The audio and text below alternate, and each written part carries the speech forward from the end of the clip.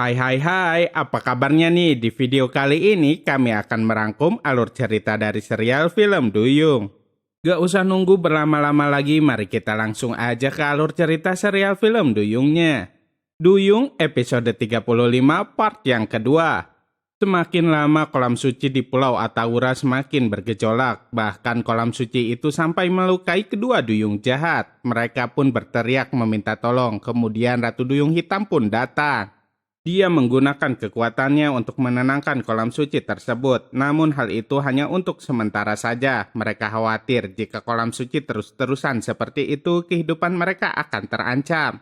Di sisi lainnya, tepatnya di tempat Cassandra dan para penghuni Pulau Atawura dikurung, mereka mulai merasa putus asa, apalagi ketika melihat salah satu dari teman mereka terluka dan Cassandra nggak bisa berbuat apa-apa.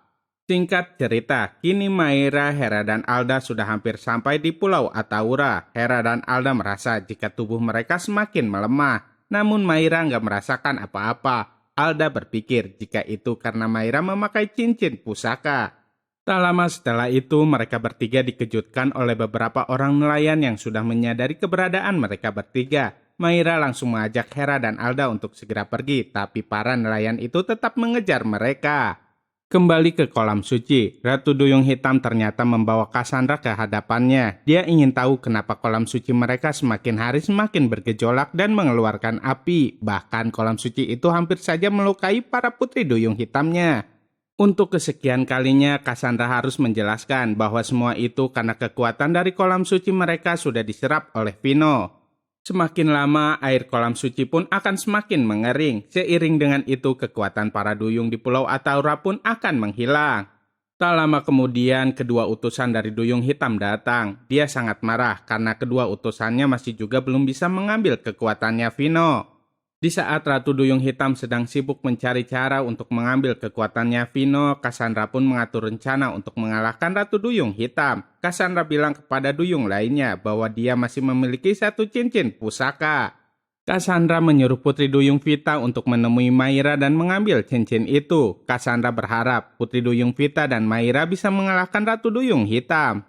Ketika Ratu Duyung Hitam jahat datang, Duyung Vita mengatakan kepadanya bahwa dia bisa membawa Vino dan mengambil kekuatannya. Duyung Vita berpura-pura bersedia melakukan semua itu agar bisa keluar dan mengambil cincin pusakanya. Kini Duyung Vita pun sudah sampai di tempat cincin itu tersimpan, namun sayangnya Ratu Duyung Hitam mengetahuinya. Duyung Vita berusaha untuk melawan Ratu Duyung Hitam dengan menggunakan kekuatan cincin tersebut.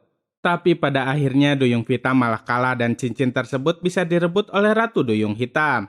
Di tempat lainnya, Pipi masih sedang bersama dengan Elsa. Ketika di perjalanan, Elsa menyuruh Pipi untuk membuang cincin yang dipakainya itu, karena sudah jelas cincin tersebut gak memiliki kekuatan apa-apa.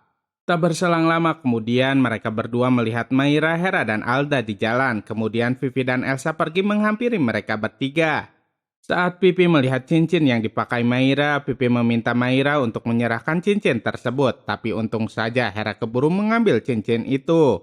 Apa yang akan terjadi selanjutnya? Saksikan terus ya kelanjutannya hanya di serial film Duyung. Jangan lupa untuk like, comment, and subscribe ya, biar kami bisa semangat terus bikin videonya. Terima kasih.